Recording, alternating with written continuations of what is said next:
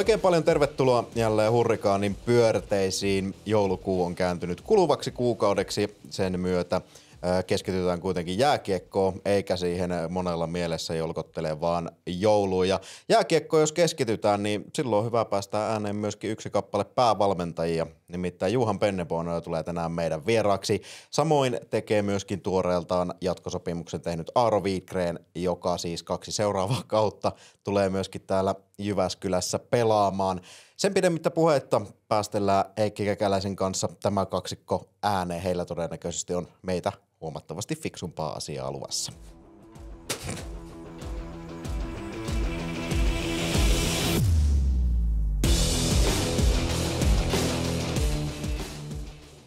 Näin jatketaan tässä kohtaa Hurrikaanin pyörteissä seuraavan vieraan kanssa. Ja vieraana tällä kertaa on Jypin päävalmentaja Johan Pennerborn. Johan, welcome on this podcast. Kiitos.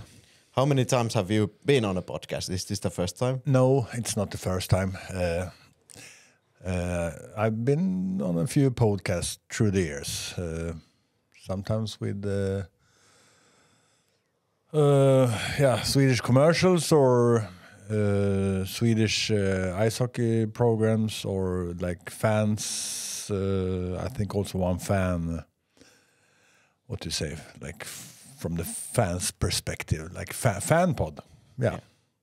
I think it was in Färjestad they had this fan podcast and it can be found now from the YouTube. I was trying to check in it. Yeah. Today, so yeah, probably, yeah. How is it so far? The beginning of the week. This week, actually, hyvä maanantai, also a good Monday, good weather. We had like we have every week, a meeting this morning. We went through our last week, and especially the game on Saturday down in Helsinki, and then we started to practice like normal daily routines. So we practice today, we practice tomorrow, and then we take Ilves on Wednesday. Yeah. What kind of things you go through on those when you have those meetings at the beginning of the week? Are they long? It depends. It depends. I mean, we have a lot of work to do for sure. We started in spring. We wanted to develop our motors. That means heart and lung capacity, and then we come into the season, and now we are in December. So right now, if I take from the last week, I think the players had a really good meeting by themselves after the game in Esset, and then we went to Helsinki, and I think it was a really good team victory, like when the team is going together as a team. I know that Helsinki shot like 29 shots on us, but now they have also 6 opportunities in power play, and the total amount of shots in power play wasn't the most dangerous shots, but if you like 6.2, it's 12 shots, take that away, then they are down on something like 17 shots. So I think it's a little bit doped because of the lot of penalties we took. So we saw the game on a few clips this morning. What did we do good in the game? What do we need to develop?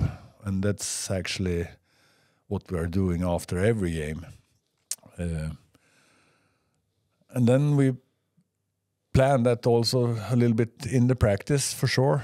What do we need to develop? And right now, we are in December. We have played 25, 26 games, something like that. And we are all...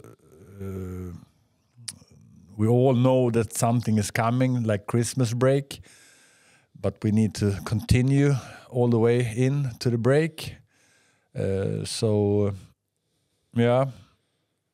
Let's continue this week with this Monday as we did today. And that's, what I described was actually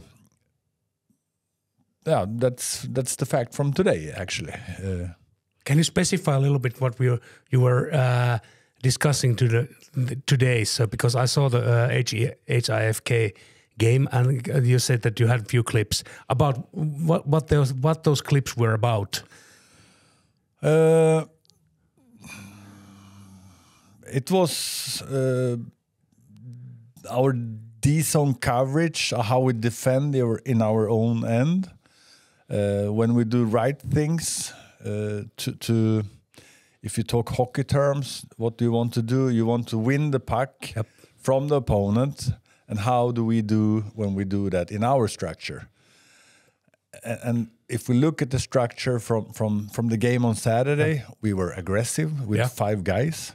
And if 5 guys are together as a unit around the puck, when we can go into an overload situation, then we can win the puck, start the game, start to play with the puck, and transition the game to offense. I think those transitions were quite good on Saturday because HFK came offensively very hardly on you with 2 guys coming all over. Yeah, I can hear that you saw the game. I have the same picture, but now I was talking about the D zone. I think you need today, 2024, you need to defend with the puck. Yep. That means how you should handle the puck on offensive blue line, in neutral zone, in our own zone, how you defend without the puck. If we start talking about pressure play or forecheck, when we are higher up on the rink against opponents, we need to have the structure there 100% also. And what you were telling me right now, it comes from a good pressure or forecheck. Yeah. When we can dictate terms, pressure them, we want them on our left side, for example, and the Ds can have a good gap control, so the opponent can success with an entry over blue line, for example, with control. If they have to ship the puck down and our D-man can be first on that puck, for me and for us in our structure, that's a good pressure, because then we can be number 1 on the puck. So yeah, hockey is a lot of details and you know, average a hockey player in a hockey game, maybe 1% you have the puck, 99% you play without the puck. How is the process at the moment with your game structure? Because there has been a lot of discussions also in the internet. I sometimes read those. I know that you don't, because you don't understand Finnish at all. So, but there has been a lot of discussions, and when you check the game, it's sometimes that you I don't totally get it. I'm not a hockey coach. I have played, but I don't get it. So, what is the situation with the process at the moment? It's the game. Where are you going? Where is you going at the moment? I mean, first of all, what you were saying there, I'm not reading or listening. I don't do that. I didn't do that in Sweden either. You shouldn't. No, I concentrate on my team and on my players and on my coaches, and that's the way I'm not having those social medias or anything, and that's the way I've been decided to live. And I think if I should listen to people around this business, then I should become disorientated and start running all directions, and that should be a shit show, to talk honestly. I think this process, if we can talk about process, we can talk about process, but we also need to talk about process who is going in the right progress and right direction and right development. For me and for Simo, who is the new GM, we've been taking over this team, and you have values in the team, like where is our VO2 max, where is our strength, which kind of players do we have, I mean, is there 3 Ds who are really good at defense? Is there 5 Ds that are really good at offense? How many two-way demons do we have? And so on. That's also an impact in the game and for us as coaches to deal with and handle with. So it's a lot of things. But I think that with everything together, maybe it will take some time. I can understand it's tough to have patience sometimes, but if you look at our team, I think we have 6 or 7 junior players who played U20 last season. They are almost playing each or every game now. So I think with the experienced player and the new young players, the balance between that can make us being better and better day by day. If I'm satisfied so far, no, I'm not. If we think about last week, for me it seemed like it was like the whole season so far in a smaller picture. In Pori there were a lot of difficulties, and in Helsinki you had maybe the most complete performance of the season. So there's been a lot of up and downs this far. How do you see, what is like the average level, if you can say that, where the team is going right now? Is it going upwards, or where's the team going right now? I think we are going up. I am rather sure that if what you were talking about now, like sometimes you win, sometimes you lose. And that, yeah, I agree with that. But I think also that's rather natural and logic, because it's how it is. And I know it's boring, and I know that talking about patient is sometimes, you can talk about that. But actually, in the situation that Jyväskylä as an organization and team are, I think it's necessary to have that patient also. To build something over time takes time. Also, boring answer, I know, but if you look at every company who is solid, every football team, every hockey team, every basketball team, basketball team, if you build over days, weeks, months, years, good thing will come. And I'm 100% sure that Jyväskylä will be successful in the future, next week, next month, next season, and so on. I'm 100% sure. Yeah, but you must understand that as spectators, we haven't seen playoffs in Jyväskylä for 4 years, and now if I'm calculated correctly, the playoff level in points is somewhere between 75 and 80. So you must put together 1.3 or 1.5 points from the last remaining games. So we are waiting for. We have been always waiting. We have been waiting for the playoffs with him for 4 years since the time we have been doing this job. So yeah, I understand and I hear, but you also have to be realistic. Which kind of team do we have, and where is this team heading? And just so I be 100% crystal clear, there is no one in our locker room who is not aiming for playoffs. That's 100% sure. We are 100% focusing on develop our game and reach the playoffs. There is nothing else who exists. Then, yeah, a season is a season. You have bumps on the road, you win games, you lose games.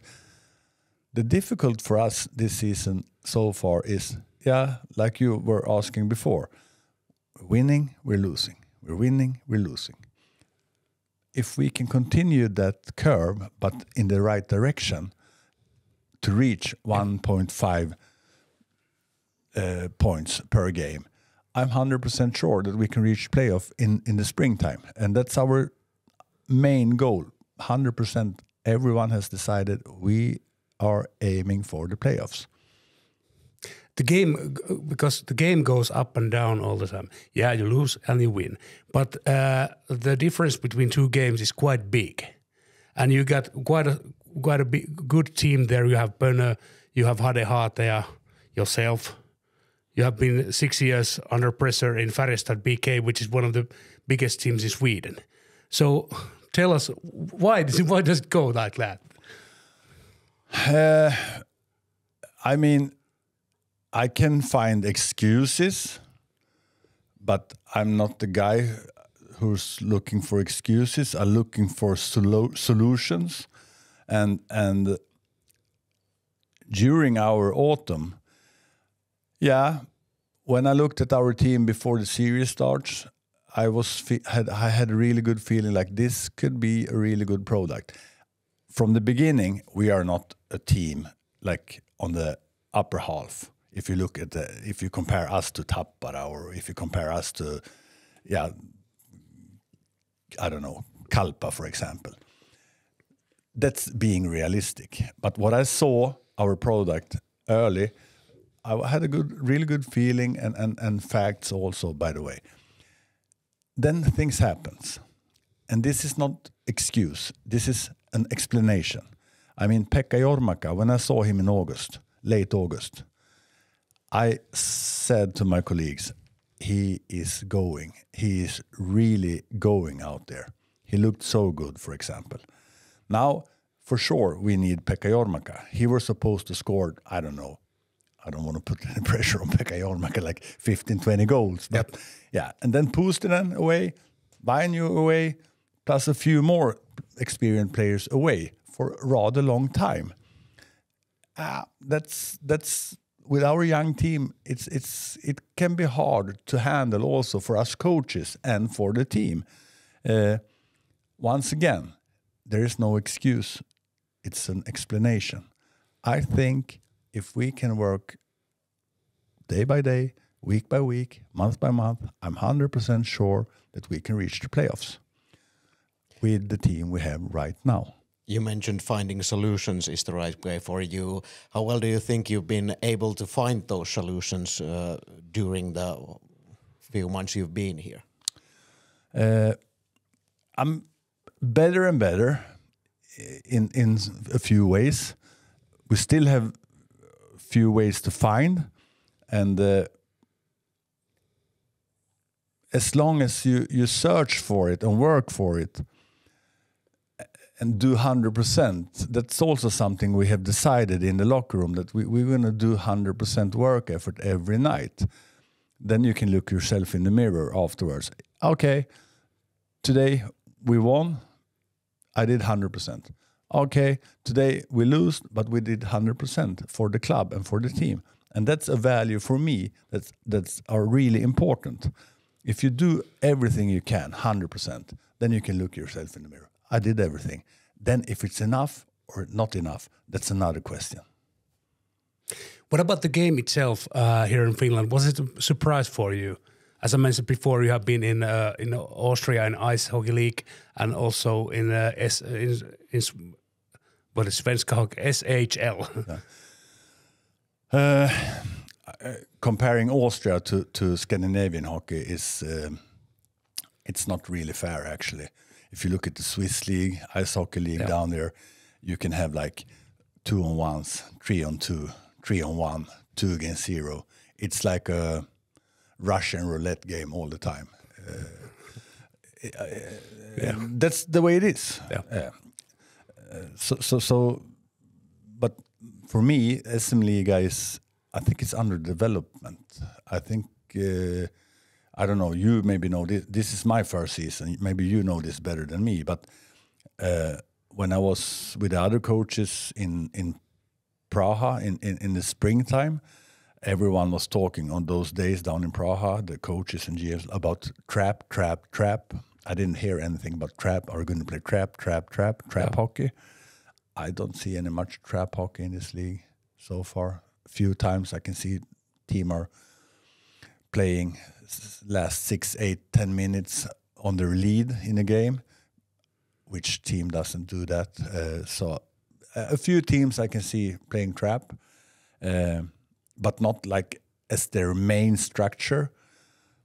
That's my opinion. I don't have the right opinion every time. I'm the first one to write under that. But one thing that I also have to understand and see and listen and take knowledge about, when you play Wednesday, Friday, Saturday, back to back every weekend, like Friday, Saturday, that's also tough for the players. Especially if you're not used to play that week after week after week. Once again, how many junior players did we bring up to our team this season? How many back-to-back games have they played?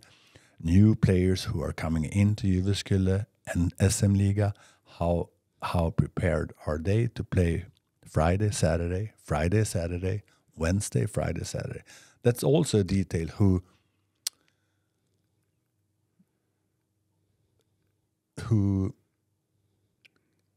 makes our journey a little bit searching. You need to get used to that also.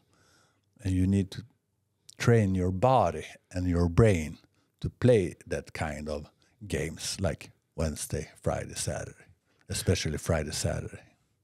Yeah, the games end at 9 o'clock in Friday evening, and it's once again on the ice at 5 o'clock next day.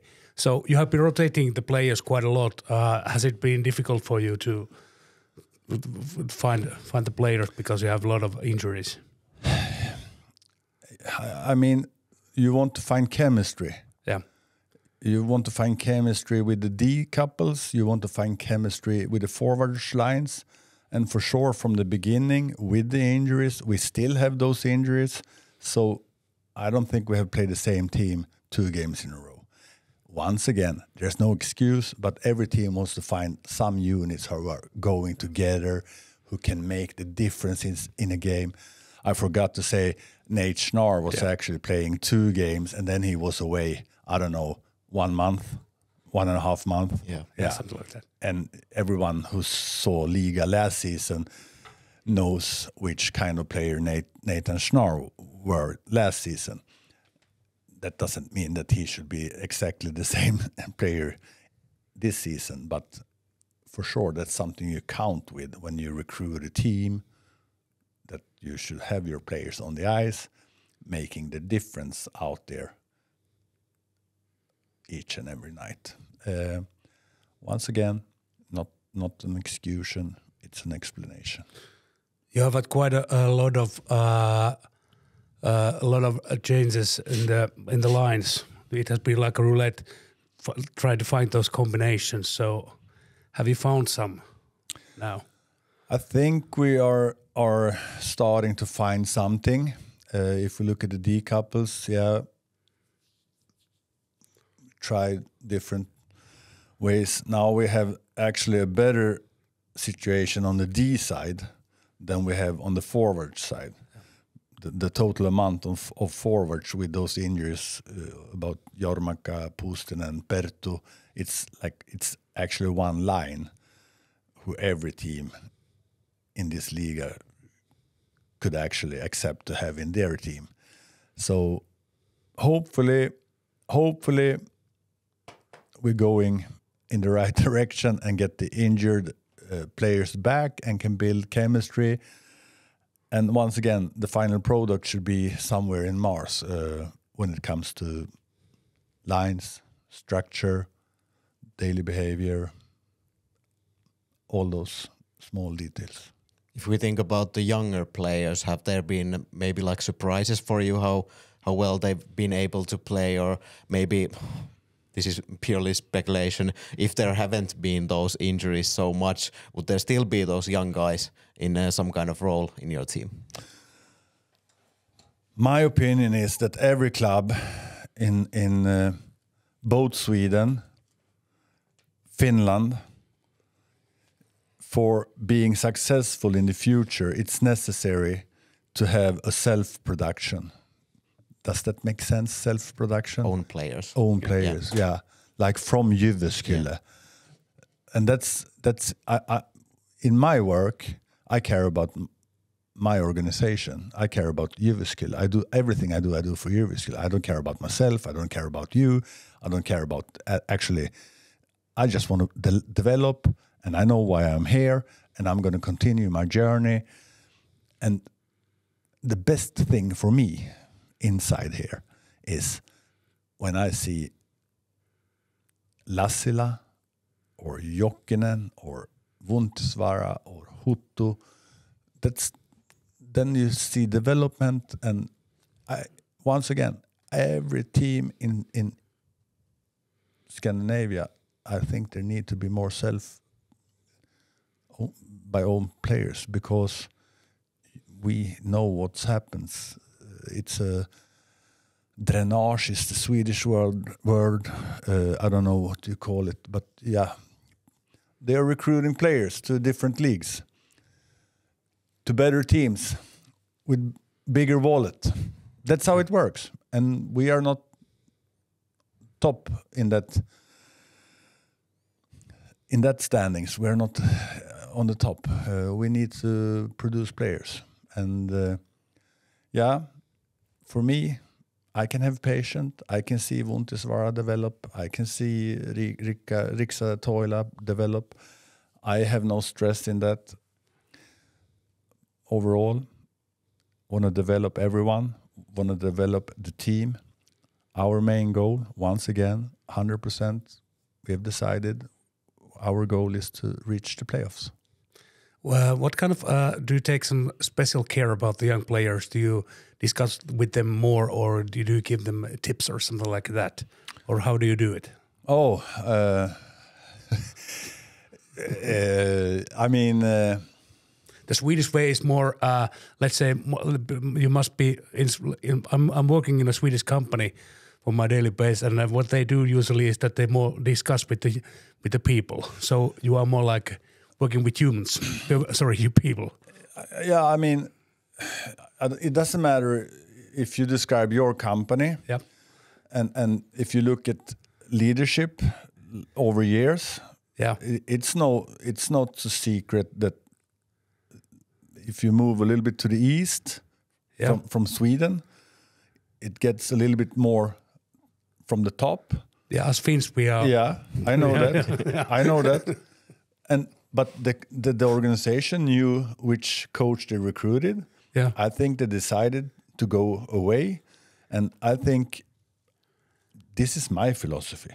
Yeah. Every coach has their philosophy, but overall, if you look at leadership, maybe that's also a like a little bit culture krock in Swedish, like a hit. Yep. Like Finnish players are used to, then a total, maybe not total different leadership, but it's a difference. Yep. For sure, it's a difference, and that's my philosophy. That's my leadership, but it doesn't mean that I don't make demands. I mean, you can ask the players. Sometimes, if you take, for example, we have a diamond in Santeri Hovila. Yeah. Yeah. When he plays with the puck, I've had a lot of hockey players through the years, a lot of good hockey players, but I don't think I have so many players that are so skilled with the puck as Santeri Hovila. But Santeri Hovila also needs to develop his young game, his young body without the puck. Yep. Because a hockey player has the puck 1% during a hockey game.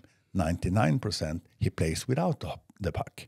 Is this sorry to interrupt, but is this the reason why he has been playing in Keupa? Because a friend of mine wanted to ask you ask from Johan that why Hovila has been so many games playing in Keupa. Yeah, then you can tell your friend like this.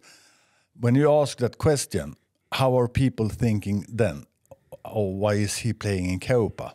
Or why is he playing in U20? Yeah. Or why is he playing in Liga? For me, and I told the whole team this in the springtime, it's perfect. We have young players. We can play them in U20. We can play them in Keupa. We can even play them in Liga. And as long as I've been doing this, I don't see any young player stepping right in to a professional league without having good times, then comes lower times, and then comes good times back. So we also played Väinö Liikonen in Kaupa. Right now we're playing Vuontisvaara in Kaupa. Why are we playing Vuontisvaara in Kaupa right now? Because he is the future for Jyp. Maybe not this month, maybe not in February, but definitely in the future, Ossi-Veikka Vuontisvaara is the future for Jyväskylä. This is a tool we have. Played him in U20, Kaupa, and Liga. It's, in my opinion, it's perfect. Yeah, it's. So is the main thought like, if we talk about the younger players, they need big minutes, and it's maybe somehow even up to the young player to show his level, what's the right level for him to play at whatever moment. Yeah, that's the individual journey. Yeah. And then I and my coaching staff needs to also give them that comfortable situation that, hey, we believe in you, we trust in you. So they can feel that also. I mean, you can say things to a person like, oh, that was a good shift. Did I really mean it? Hey, that was a fucking really good shift. It's a different in that. It's a really big difference. And I think the players are starting to learn me also as a coach. Yeah, long answer. Well, that was quite a good answer because I'm stuck into I'm thinking about the your next friend. One. Yeah. You mentioned the culture and maybe the differences between different countries. One thing that Pekka Jormakka mentioned when he was visiting this podcast was that you don't come to the locker room after games. Is that something, what's the thought behind that? Because it seemed like maybe him and some other Finnish players have been pretty surprised that some coaches don't come to the locker room after the games. Yeah, but I also told them that if we win, they have their ritual. Yep. And that's the player. I mean, we have prepared the players on the morning. We have shown them the information. Then the game is it's the players' night. Like when we are going, we are going. Yeah, we can change a few things in the game. Like, yeah, if the opponent do the reverse all the time, we can tell our forwards, for example, like, hey, read the reverse. So after a game, I want and I hope and I should be disappointed if the players are not pissed off, because they should be.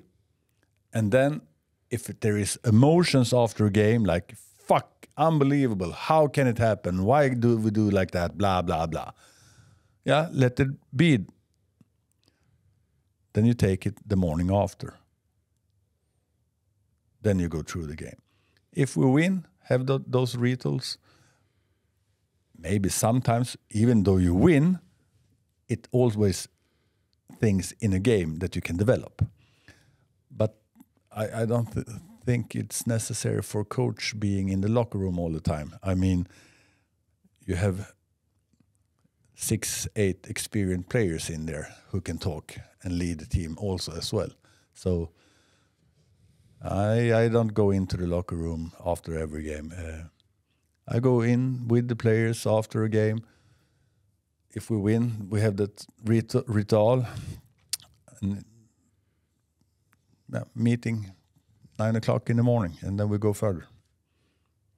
Is it like for the players to start building their own responsibility or something like that?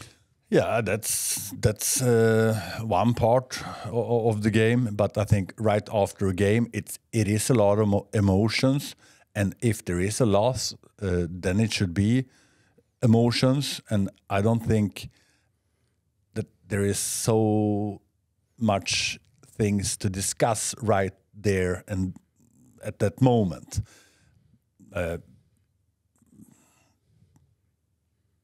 I think take it the day after. If it's not really, really necessary to discuss something. And that has also happened this season as well.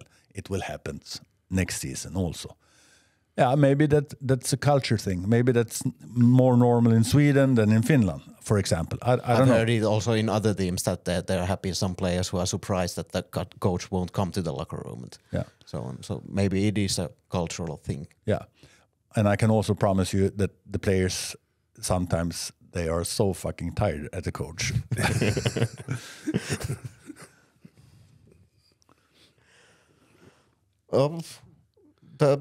We've talked about the injuries. There have been a lot of injuries on the leadership part of the team.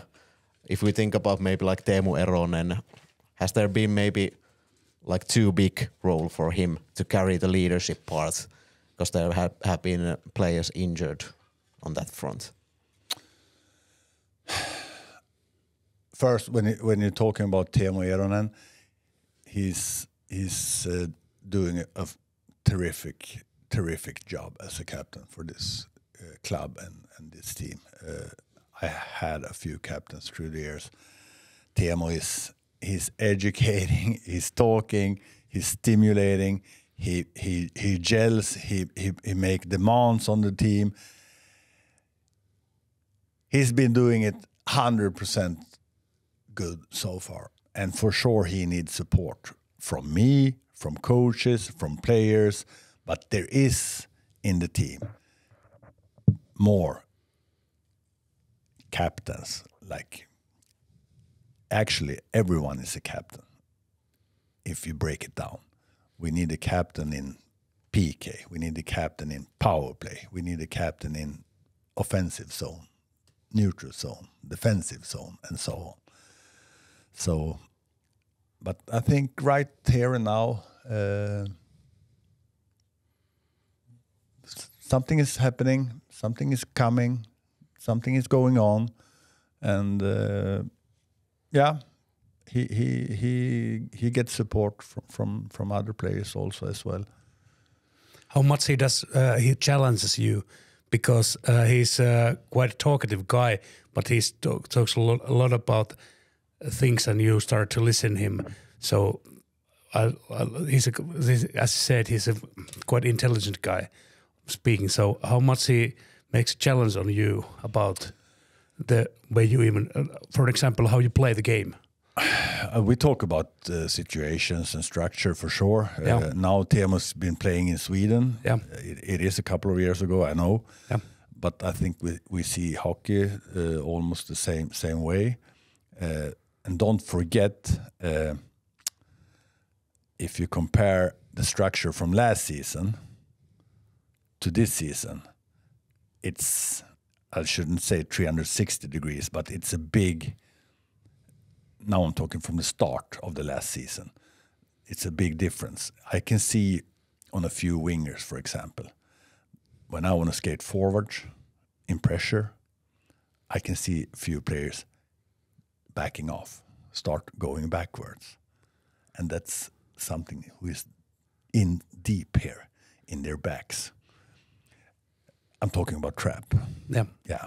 But I don't want my forwards to go backwards. I want my forwards to skate forward. That's one example. And also about leadership, I forgot one thing there. When it comes to leadership, doesn't matter if you're working at a company or in a sports team like hockey or football. Is it the hockey player you're working with, or is it a human being? It's a human being who has in their profession hockey player. That's don't forget that. Yeah.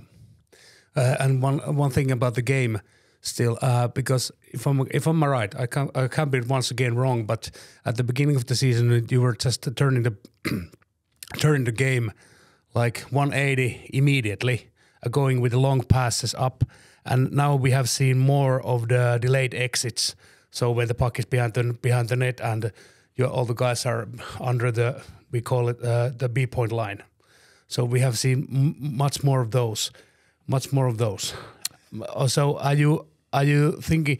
Have you been testing things, or is there some kind of this? You were talking about the total hockey when we first met at the ship. Yeah, at the ship. Yeah, at the ship. Yeah. Yeah, and now the ship is out there.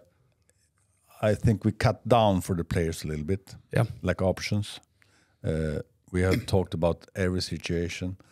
When we have time with the puck, when we don't have time with the puck, like, is there forecheck coming 100% on you? Is there no forecheck? So we have talked about situation, and then we had like four areas, if I remember right now. Yeah, but we cut that down a little bit, and I think that's what you see from the last couple of games, maybe. Yeah. Yes. Yeah. So we cut it down for the players a little bit to simplify for them.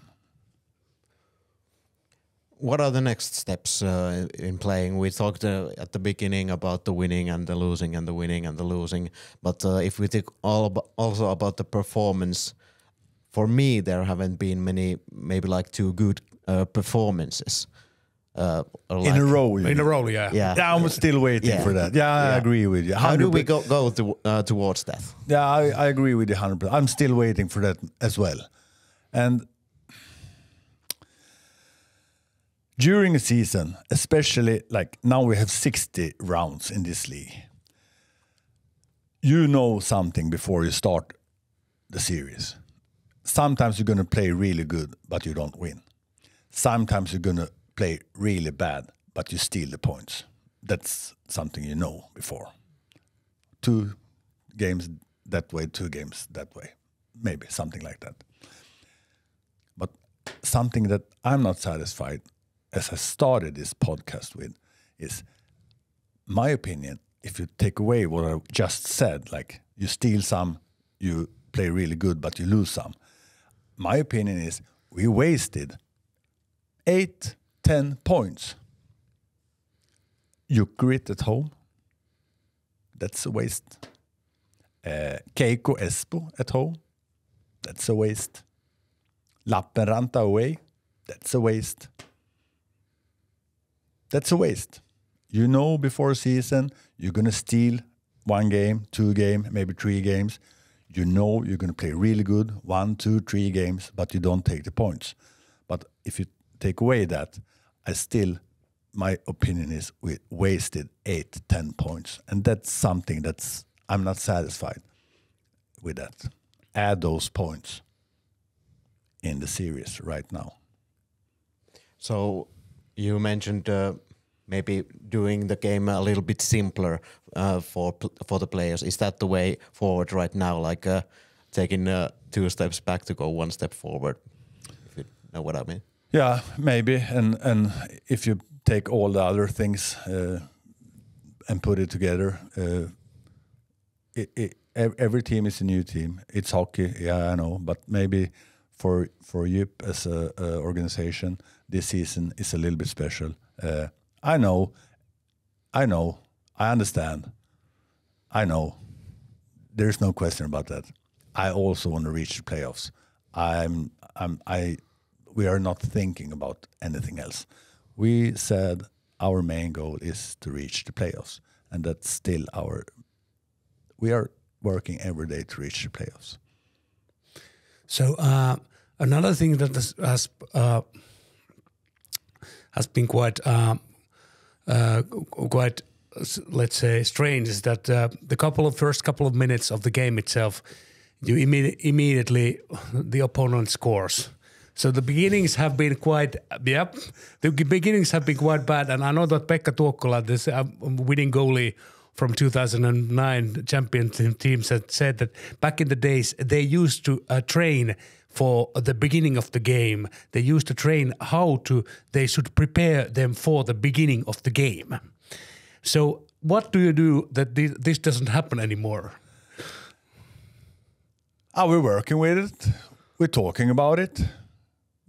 I mean, it's for sure we have talked about it and work with it, how we should set tone in games. Like first face-off, should we take the fight right away before the puck goes? That's one example. Yeah. That's a good one. Just to make sure, for sure, we are working with it, and we know also what's been happening. But then sometimes I think you should not talk so much about things, because if you make up something here, and then you follow, that's 100% right. But the fact is actually not 100% right. And I follow that way also. Then it becomes a truth. So sometimes you need to like show the direction, like go a different way.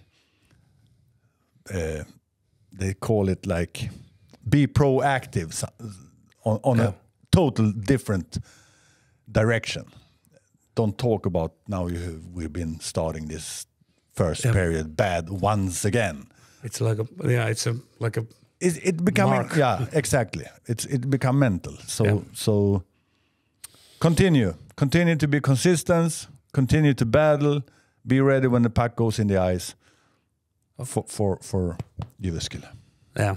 Or you go to the locker room and kick some trash cans and take a motor saw out, or you can do that 3 times every season.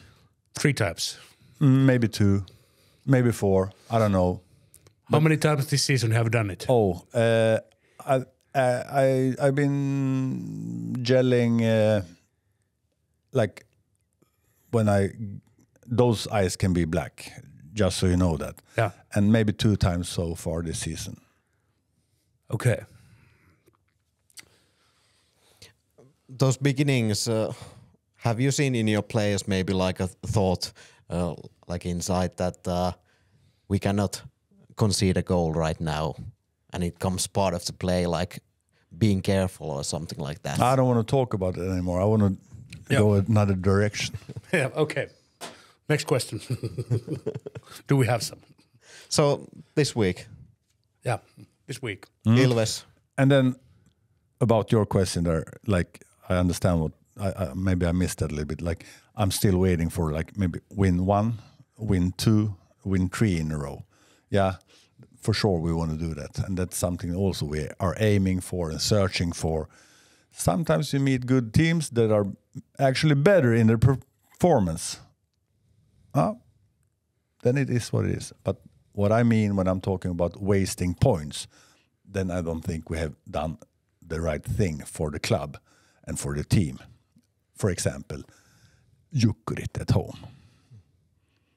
But we are aiming for wins in a row also, for sure. We want to win every game. So this week there's a possibility. First Ilves and then back-to-back against Jukurit. Yeah, for sure. Because we won on Saturday, Wednesday we have a new chance. We know everyone here, Ilves is a good team. So go out there, do your 100% performance. Going towards the Christmas also, are you a big Christmas person? If you are in this branch, you have a couple of days off. It doesn't matter if I've been in Sweden or where I have been. We have those few days together as a family, and that's the fact. Now I'm actually going home to Sweden the first time for a couple of years. I haven't done that because the schedule has been as it has been. But I don't want to talk about Christmas break either, because we have five or 6 games to play before that. So I told the players this also as well. Like we have to run the marathon. Like continue to be consistent. Then when Christmas comes, then we go on Christmas break. Okay, then we are letting you to getting prepared for the Ilves game. Yeah, we have a couple of questions on the social media for you also. We'll end with those. First of all, do you use curse words as much on the games and practice as you do on a paddle? What can you repeat that? Do you swear as much in the trainings and in the games as you do in paddle matches? I think I maybe use those words more in paddle actually. I am a little bit curious who asking that question. We'll keep that as a secret for now. I think I can understand who it is. And then there is also a question, are you a big fika guy? Not. Yeah, I can have a coffee and a piece of chocolate. I like that. Yeah, but I'm not like. It's not like in this afternoon I'm planning like fika, coffee and a kanelbulle or monkey. How have you liked the Finnish coffee? I love it. You know that you are the country in the world that drinks most coffee, like average, over whole world. I think that's it. Okay. So thanks a lot for coming, and we'll wish you all the best for the rest of the season. Yeah. Good luck. Kiitos. Ja kohta jatketaan vielä Hurrikaanin pyörteissä. Silloin vieraana Aaro Vidgren.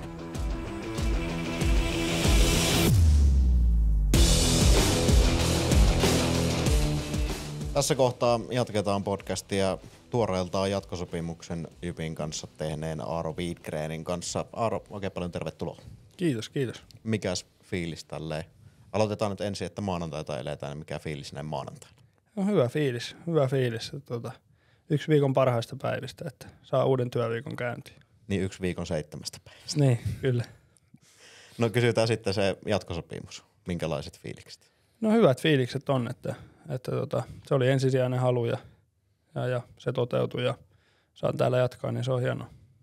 Kauan sitä neuvottelua käytiin siitä, että ja kauan vatkasitte sitä itse sopimusta, että oliko se nyt semmoinen, että sulle laitettiin 2 päivää aikaisemmin viestiä, että haluatko, ja sitten sä vastasit siihen, että tahdon, vai miten tämä meni? No kyllä siinä vähän pidempään meni, että varmaan parisen kuukautta siinä jumpattiin, mutta aika nopeasti sitten kuitenkin. Että. Mites muuten Jyppi ja Jyväskylä, niin miten ne on sulle niinku silleen merkkaa saanut? Täällä olet viettänyt kuitenkin jo aika monta kautta. No joo, täällä on 3. vuosi menossa ja en mä tiedä, tää on kyllä kiva kaupunki ja tykkää olla täällä ja on niinku viihtynyt tosi hyvin ja on ollut hyviä jätkiä tossa noin ja tyttöystävä tykkää olla täällä paljon ja meillä on koira ja ostettiin kämppäkin tosta noin niin pari vuotta sitten, niin täällä on hyvä olla. Minkälaiset on sellaisia asioita, mitkä Jyväskylästä on tehnyt semmoisen viihtyisen paikan sulle? No en mä tiedä, täällä on ihmiset on tosi ystävällisiä ja auttavaisia ja niinku tossa jossain kohtaa juteltiin niinku kavereiden kanssa, että ei täällä ei ole kyllä monesti saanut kieltävää vastausta, jos on tarvinnut apua johonkin, että ihmiset haluaa auttaa ja ja sitten en mä tiedä, hyvä paketti, hyvä sijainti, että se on täällä on hyvä olla, niin kuin sanoin. Että.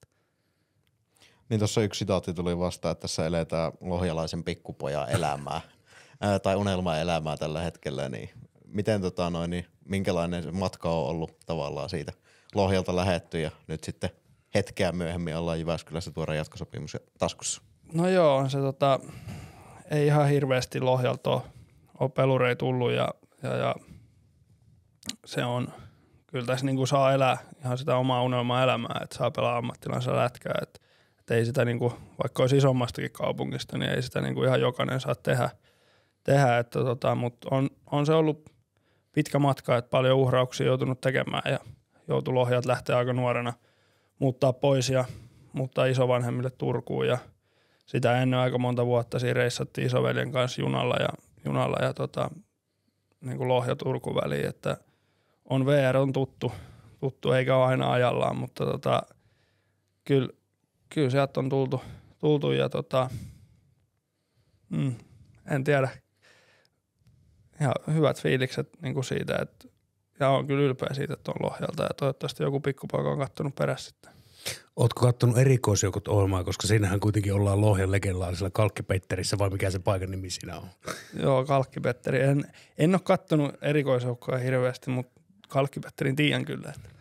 Mites niin kuinka pitkään sä siellä Lohjalla pelasit ja minkä ikäisen sä sitten lähit sinne Turkuun siitä?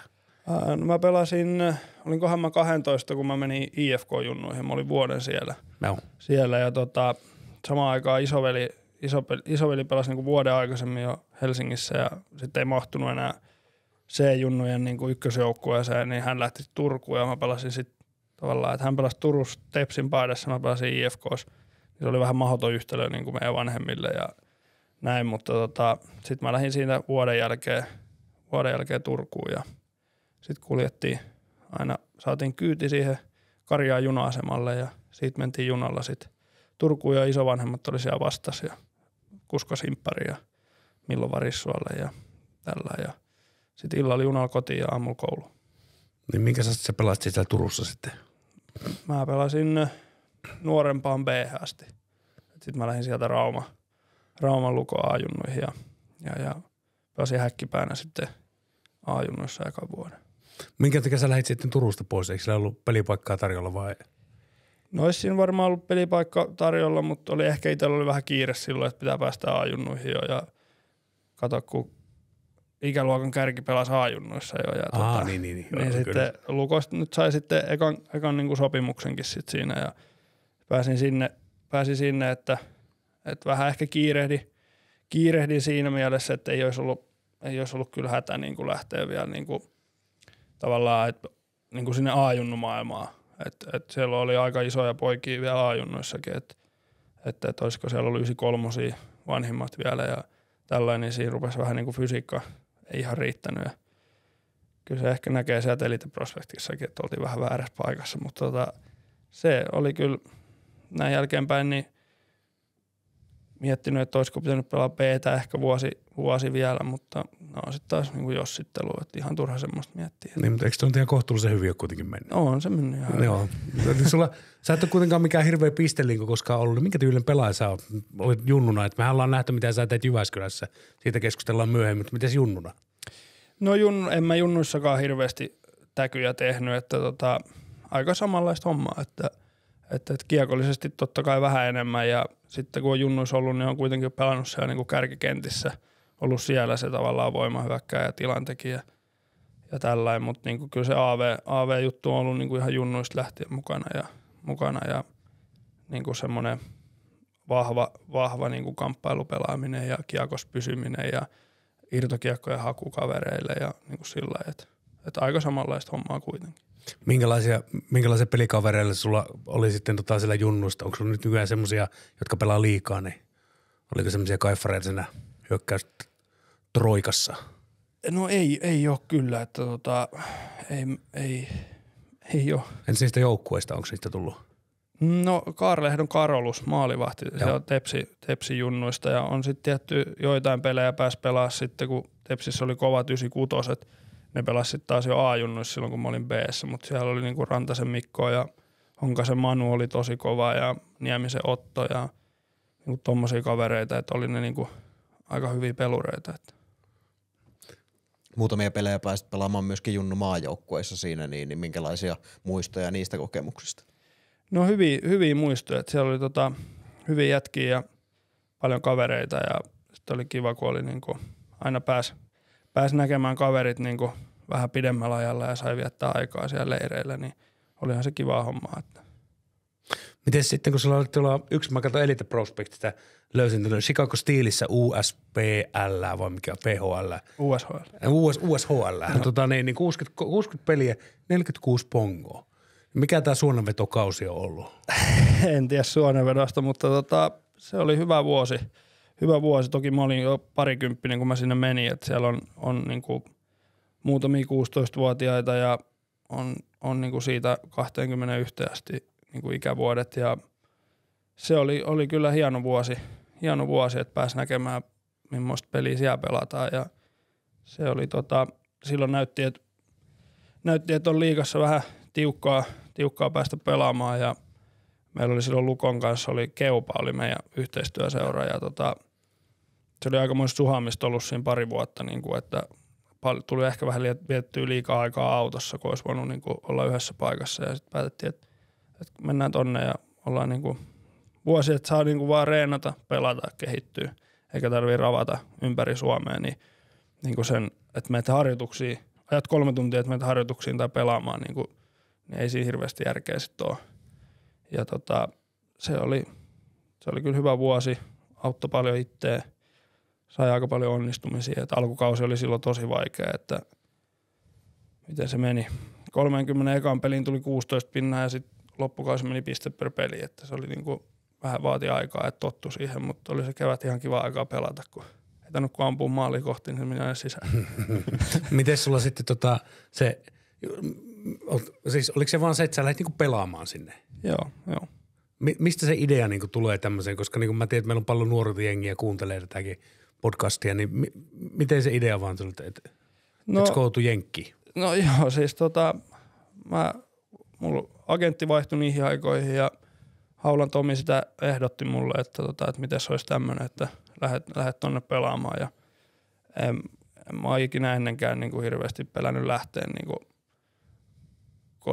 kotota mihinkään tai näin, että kyllä mä totesin, että miksei, että se on hieno kokemus varmasti ja jos jotain jää käteen, niin ainakin englannin kielen taito, että jos ei muuta. Niin. Miksi sä jäänyt sinne, kun olisiko sillä varmaan tullut tommosen kauden jälkeen, niin olisi sitä varmaan sitten pystynyt ehkä pykälää korkeammalle sarjatasolle bompsahtamaan siitä? No joo, siinä oli kyllä, mähän olin pelannut jo liigaa niin kuin aika paljon jo sitä ennen, melkein paljon 50 peliä, mutta mä niin kuin yliopistohan mä en saanut sitten enää mennä. Mun niin kuin oikeus siihen meni. Siellä olisi ollut kyllä vaihtoehtoja, mutta mulla oli sopimus Lukon kanssa ja Lukko halusi, että mä tuun kotiin ja sitten tultiin takaisin Raumalle. Miten tommonen vuosi ulkomailla, korjaa jos on väärässä, mutta kuvittelisin, että varmaan aika omillaan siellä kuitenkin on oltu ja vähän harjoiteltu sitä itsenäistä elämää. Niin miten semmoinen sopeutuminen siihen omatoimiseen elämään suuressa mahtavassa Jenkkilässä sujuu? No kyllä meni niin kuin tosi hyvin, että mulla oli ihan mahtavat niin kuin billettivanhemmat, että oli jo eläköitynyt pariskunta ja mulla oli yksi toinen suomalainen joukkue, tai meitä oli 3 suomalaista joukkueessa ja Jesper Kokkila, semmoinen puolustaja, asuttiin samassa kämpässä, niin se oli kyllä auttoi paljon asiaa, koska mun englannin kieli oli niin kuin ihan järkyttävän huono, kun mä sinne lähdin, mutta kyllä siinä hetki meni ja et tottu ja oli vähän koti-ikävä alkuun ja sitten kun tajus, että eihän ne ihmiset sieltä mihinkään lähde, niin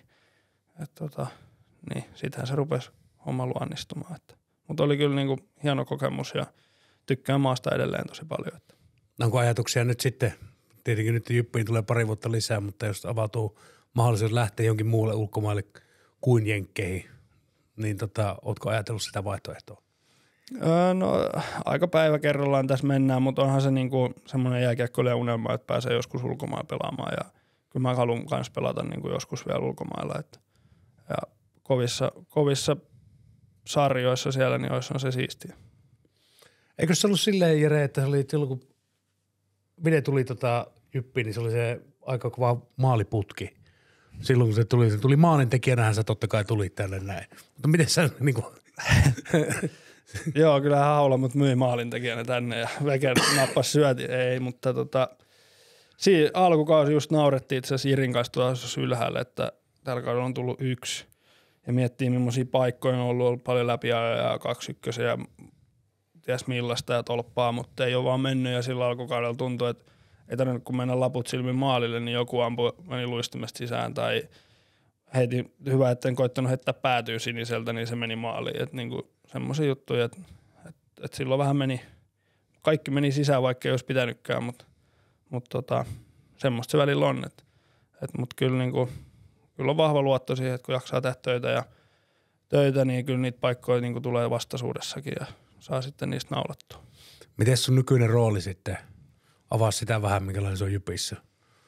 No näyttää esimerkkiä siitä, että miten grindataan joka ilta ja tehdään töitä ja joka päivä arjessa, että se on niinku ja alivoimalla tietty iso rooli. Tykkään siitä hommasta ja näin, mutta kyllä se on niinku, kyllä mä koen, että semmoinen päivittäisen tekemisen malli olisi semmoinen, mikä tällä hetkellä niinku koitaa auttaa.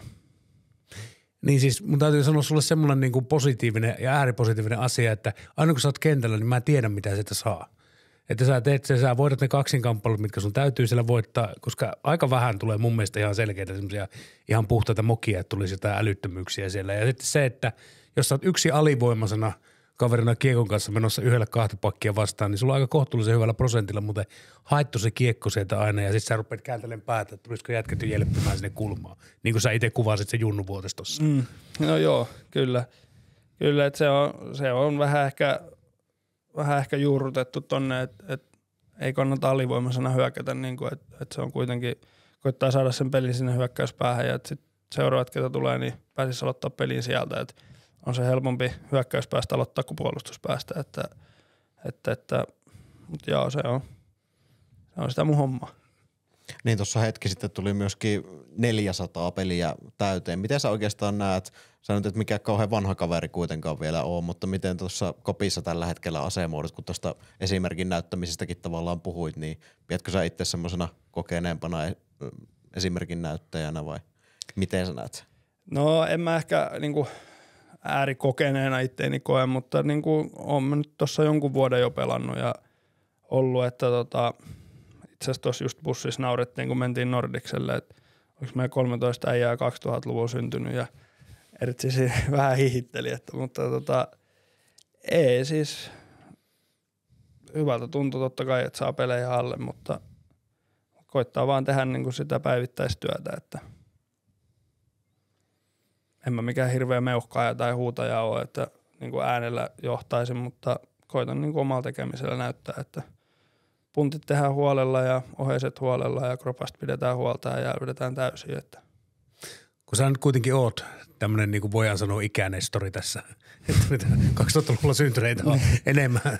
Ja sitten kun puhutaan kuitenkin kokeneista pelaajista, niin te pidätte myös, tuossa niin keskusteltiin Pennen kanssa siitä, että te paljon palaveeratte ehkä enemmän semmoinen ruotsalaiseen kulttuuriin kuuluvasti, niin enemmän pelaajien kanssa. Niin minkälainen rooli sulla näissä palavereissa on?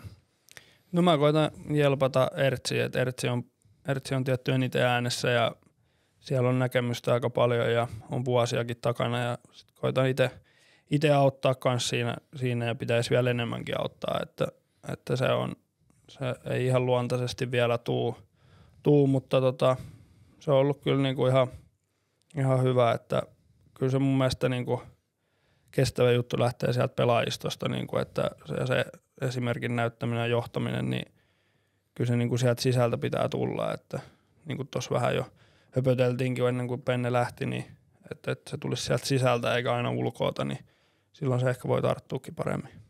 Miten sitten tuo niinku tuommoinen joukkueen tsemppaaminen, koska niinku sun roolihan on kuitenkin semmoinen, että sä niinku sytytät katsojia ja sitten on pelaajia ja niinku, jos pelaat silleen semmoisella taistelevalla tyylillä, niin miten sä näet sun omaa semmoisessa niinku tsemppimeiningessä, että siinä vaiheessa, että pystyt sä pumppaamaan joukkuetta ennen peliä? No kyllä mä sitä yritän ja enemmän huutaa vähän, mitä ne kliseet on aina let's go ja mennään tyylisesti, että Ertsi pitää johtokapulaa siinä muun kapteeniston kanssa ja sitten me muut siinä koitetaan vähän niin kuin sieltä taustalta kanssa jeesata, mutta sillä se yleensä on mennyt. Mites tuossa, jos ajatellaan vähän nyt, puhuttu useampakin ottaisin tuosta uudesta päävalmentajasta tälle kaudelle, niin minkälainen kaveri toi Johan Pennerborn oikein on? Ehkä niin kuin median kautta välillä vaikea saada semmoista kunnon kuvaa, mutta sä todennäköisesti aika tiiviisti oot kuitenkin tekemisissä moneen muuhun verrattuna, niin minkälainen kaveri siinä on kyseessä? No mä kyllä tykkään tosi paljon, että on tosi intohimoinen, rakastaa jääkiekkoa ja urheilua muutenkin ja on niin kuin esimerkillinen, mun mielestä hyvä ihminen niin kuin ja välittää meistä, välittää pelaajista ja se on niin kuin ollut kiva huomata ja on niin kuin kaikin puolin hyvä jätkä ja välittää kyllä tästä touhusta ja sillä lailla, että on kiva, että on välillä niin kuin uutta verta niin kuin täälläkin coachina ja on vähän niin kuin ihan uusia juttuja ja ulkomaalaista näkökulmaa, niin on se niin kuin kiva, että kyllä mä tykkään siitä. Mitkä sun mielestä on ollut semmoiset suurimmat erot, mihin sä oot tottunut, koska kyllähän me sen verran tehtiin taustatyötä, että onhan sulla ihan kohtuullisia ukkoja ollut tällä valmennushommissa aikaisemminkin. Täällä on Kari Heikkilä ja Pekka Virtaa ja sitten tietenkin meidän kaikkien rakastama Risto Duffa. Niin jos sä heihin niin vertailet.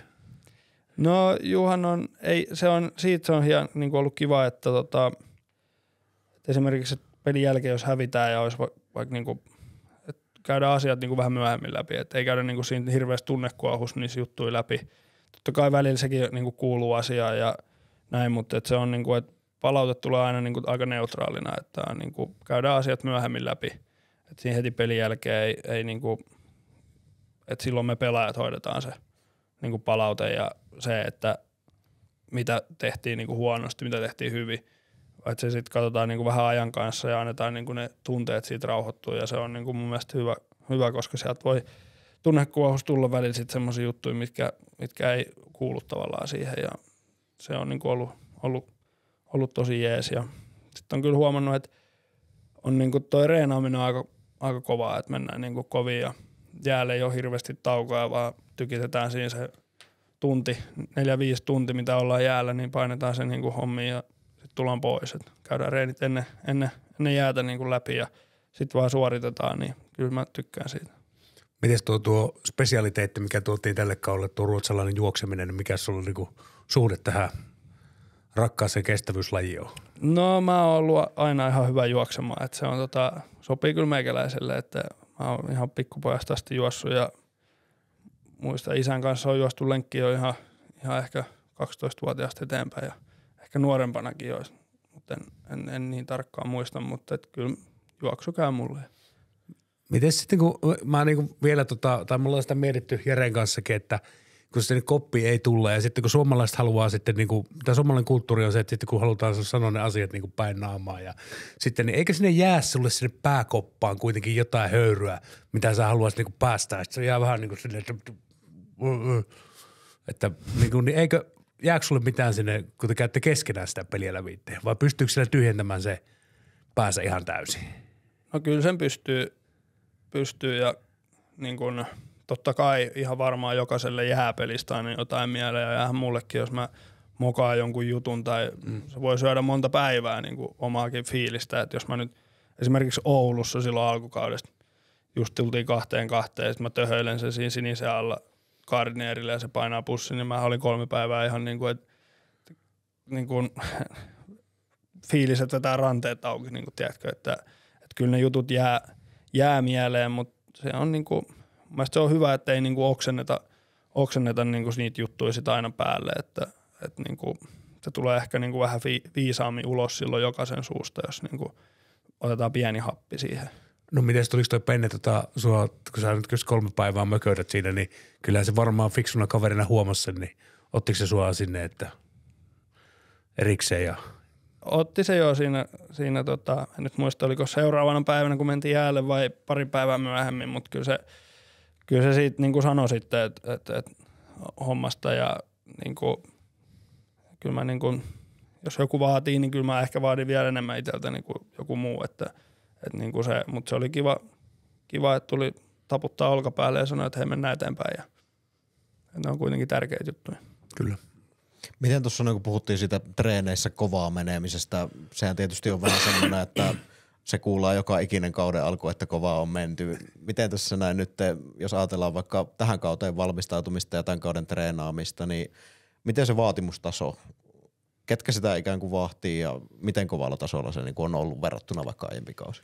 No on se ollut kovalla tasolla. Itse asiassa just mietinkin, että tuleekohan tämmöinen, että reenataanko kovaa tai semmoinen kysymys. Kyllä nyt varmaan niin kuin kaikki reenaa kovaa, mutta se niin kuin just se, että se laatu pysyy hyvänä ja niin kuin, kyllähän kaikki voi luistella täysin tunnin tuolla jäällä, kun on treenejä ja sun muuta, mutta se, että ne syötöt menee lapoihin ja niin kuin sillä, että siinä on jotain järkeä, niin kyllä siitä ainakin mun mielestä kapteenista on pitänyt tosi hyvin huolta ja sanonut myös asioista, että silloin kun homma ei toimi, niin nostetaan tasoa ja kyllä sitä on tullut itsekin muutaman kerran sanottua, että hei, nyt ei riitä, että pitää olla parempaa.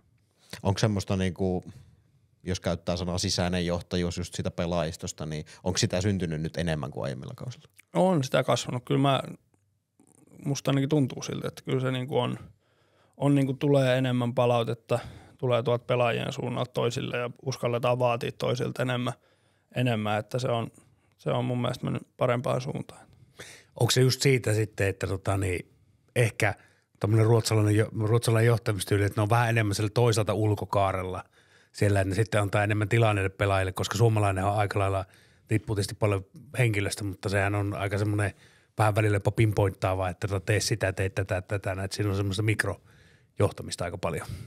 No joo, ja siis mikä on tullut fiilis Juhanista, että hänkin haluaa, että niinku pelaajat ottaa sitä vastuuta enemmän. Ja kyllä se on mun mielestä ollut hyvä merkki, että pystytään niinku rehellisesti käymään niitä asioita joukkueen sisällä läpi. Että se, että joku pelaaja sanoo jollekin, että hei, et nyt parempaa, että ei riitä, niin ei se aina ole niin, että se pelaaja ottaa siitä niinku kopin, vaan siitä voi tulla se, että jos ei ole kaikki kunnossa, niin siinähän voi tulla se, että no mitä sä nyt mistään mitään tiedät, että veke siitä tai näin. Mutta nyt tällä kaudella on tuntunut, että jengi niinku ottaa siitä koppia ja pystyy niinku puhumaan toisten kanssa asioista. No minkälainen palauttaja vastaanottaja sä oot? Että puhuitko omakohtaisesti tuosta, että me ei nyt veke siitä vai? Ei, kyllä mä aina todennut, että kun palaute tulee, niin se otetaan vastaan ja mennään eteenpäin. Että on ollut semmoisia coacheja, että ei siihen ruveta vastaan sanomaan. Tulevaisuuteen, jos katsotaan. Eikö mä jään venaamaan? Mä jään venaamaan, että onko sieltä tulossa joku nimi, kun tässä tää lista kuitenkin on semmoinen tässä, että tulisiko nyt. Mä jätin sen kuuluisa hiljaisen hetken täällä. Joo. Niinkin on aina oma paikkansa. Niin on. Mutta joo, tulevaisuuteen katsotaan. 2027 asti se jatkosopimus nyt on, niin jos visioidaan vaikka siihen asti, niin minkälainen Aaro Vidgren silloin tullaan nähdä? Sullakin varmasti kuitenkin on niitä haluja kehittyä pelaajana ja mennä eteenpäin, niin mitä sä haluaisit nähdä siellä? No, haluaisin nähdä, että mä oon niin kuin pystyn olemaan niin kuin voittavassa joukkueessa tärkeä pelaaja ja merkityksellinen pelaaja, että se on niin kuin semmoinen pikku stepeen tässä koko ajan ollaan menty eteenpäin ja se on niin kuin se, että tavoite. Onko se, niin kuin, haluat sä, niin kuin, mitä osa-aluetta sä niin kuin, haluat sillä tavalla kehittää itsessäsi? Koska sullahan on vähän niin kuin, suoraan sanottuna, sulla on semmoinen sementoitu paikka olemassa tuolla niin sanottuna alempien keittiöjen raatajana ja sitten ne loppuminuutit, silloin kun tarvii oikeasti syödä sitä kiekkoa, mättää sitä pleksin kautta keskialueelle ja tapella siellä kulmassa, niin sulla on olemassa se paikka. Niin mitä sä haluat nyt niin kuin kehittää tässä? No kiekollista peliä tietysti, että se on niin kuin, ja sitä tehokkuut maalipaikoissa, että se on niin kuin se, että jos meinaa päästä niin kuin ylemmässä kentissäkin, niin kyllä se tulosta pitää tehdä, että se on ihan fakta ja se on niin kuin semmoinen, mitä pitää hioa ja tuossa ollaan Haden kanssa paljon hiottukin jo, että mennään ennen reenejä ja meillä on pieni kikkakoulu siellä käynnissä, että koitetaan vähän saada sitä kädentaitoa enemmän ja sitä malttia siihen kiekolliseen peliin, niin kyllä mä näen, että se on se niin kuin seuraava steppi. Eli siis Hadehaateen kikkakoulu? Kyllä. Mitä Hadehaateja neuvoo siellä? No meillä on semmoinen vähän old school, teipattu kiekkojen mailan sinne lavalle ja sitten on erilaisia kikkaratoja siellä, mitä tehdään. Miten Hadella itsellä taipuu vielä? Ihan ok. Pakko sanoa, että menee hyvin jossain, vaikka YV-aikaa jossain. No ei, mutta kyllä siellä on sitä kädentaitoa on niin kuin Hadella paljon, että näkee, että on ollut hyvä peluri. Että. Oletteko te vielä Maurin kanssa käynyt reenaamassa Valtaimmereitä? Tämä oli se kuuluisa kysymys. Ei olla nyt käyty. Että Olette treenannut Haden kanssa niitä? Haden kanssa ollaan ja veskareiden kanssa ja veskajäillä ollaan käyty ampumassa. Mitenkäs Haatella lähtee vielä suoraan syöttöön siitä B-pisteen paikkeelta? No kyllä siinä kova lataus on, mutta kyllä se välillä jää vähän piippuun. Lumet lähtee, mutta kiekko vähän ehkä ei. Et siellä on ehkä peliasento vähän noussut tosta. Meinaatko, että pakkia on tullut vähän lisää peliasento noussut? Niin mäkin oli aika korrekti ilmaisu kyllä. 15 senttiä lisää mailaa joutuu laittaa hötsäjäälle, niin siinä on peliasento noussut. Peliasento on vähän noussut, mutta mitäs peliasento on? Varmaan tätä viikkoa voisi käydä vähän läpi. Ainakin tietysti ensimmäisenä yksi Ilves-ottelu tuossa keskiviikkona, viikonloppuna tuplajukuri. Miltäs tommonen kompo kuulostaa? No siinä on hyvä iskun paikka tälle viikolle, että siihen Ilveksestä jäi aika paljon hampaankoloon siellä Tampereelta, että oltiin niinku 2 erää tosi hyvin siinä mukana pelissä, että ei välttämättä viety peliä, mutta pidettiin Ilves pois paikoilta ja oltiin niinku itse oltu tehokkaita siihen mennessä, että se jäi vähän kaivelemaan, että siinä on kyllä tulee iso lataus siihen peliin ja sitten on jukurit sitten perjantai, lauantai, back to back, niin ne on aina kivoja pelejä, että siihen jää niinku perjantailta kova lataus vielä, kun tietää, että seuraavan päivän tulee samat jätkät vastaan, niin mahdollisuuksien viikko. Miten sulla nuo back-to-back-pelit? Se on kuitenkin, se 2-1 loppuu sun perjantai-iltana ja seuraavana päivänä kello 17 tippuu jo lötöjäähän Mikkelissä, niin miten sä valmistat itsesi niin matseihin? No henkinen työ on ehkä se iso, että siinä koitetaan aika nopeasti jättää edellinen peli taakse ja sitten vaan ruvetaan pumppaa siihen seuraavaan, että ollaan valmiita. Että pää kun on mukana, niin yleensä kroppakin tulee perässä, että se on niinku semmoinen. Tuommoisen roolin ukot, niin kuin sinäkin, niin on joskus aikalla kovilla kierroksilla käy siinä otteluaikana. Sä oot yllättävän rauhallinen mun mielestä, että ei siellä hirveästi tule semmoisia niinku huuteluita eikä muutakaan hässäköintejä. Niin miten sä sitten saat itse rauhoitettua matsin jälkeen? No siinä otetaan pitkät saunat ja kylmäaltaat ja sitten mennään kotiin ja syödään ja ei se uni aina heti tuu, mutta kyllä sitten jossain kohtaa tulee. Sitten vaan isot päikkärit seuraavan päivänä, niin kyllä sitten jaksaa. Mennäänkö kuulijakysymyksiin? Mennään kuulijakysymyksiin. Niitä tuossa noin pari kappaletta on tullut ja ensimmäisenä palataan tuohon lauantai Nordiksen otteluun. Mitä sanoit Einari Luhangalle 3. erässä, kun sait hänet vähän hiiltymään? Ja lähit kyllä itsekin rangaistusaitioon, mutta... En itse asiassa sanonut mitään, mä vaan vähän huitasin siihen mailaan, että se menikin kierroksille siitä, mutta en sanonut mitään, että ei tuolla hirveästi tarvitse enää sanoa mitään. Ootko joskus sanonut jotain? Einarille vai? Ei kun ylipäätään. Ootko minkälainen huutelija noissa tommosissa väännöissä? No aika paljon vähentänyt että koitan pelata kovaa ja pitää suuni kiinni, niin se on ollut ihan toimiva konsepti.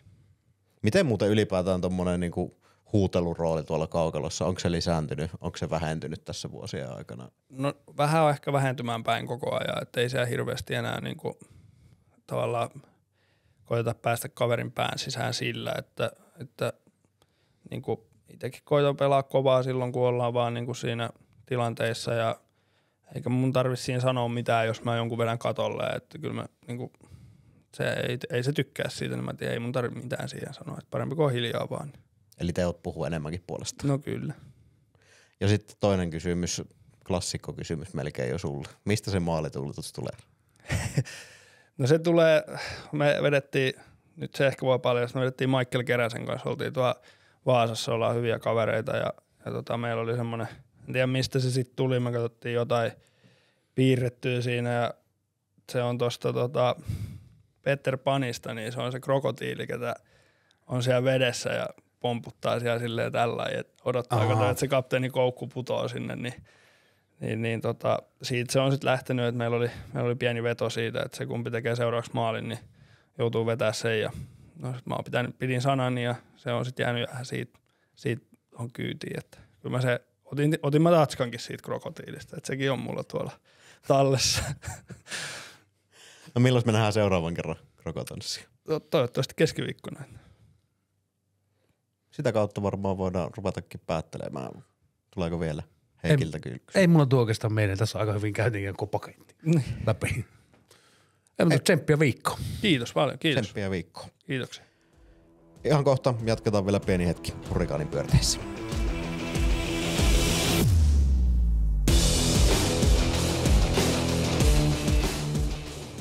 Näin on kuultu 2 mielenkiintoista haastattelua, jossa riitti asiaa jääkiekosta ja ehkä myöskin vähän asian vierestä. Se tietysti joskus näihin podcast-tuotteisiinkin kuuluu. Sen myötä alkaa olla aika kiitellä myöskin seurasta tämän jakson osalta, mutta muistutellaan näistä perinteisistä palauttajanantokanavista. hp@jupliiga.fi on tuo sähköpostiosoite.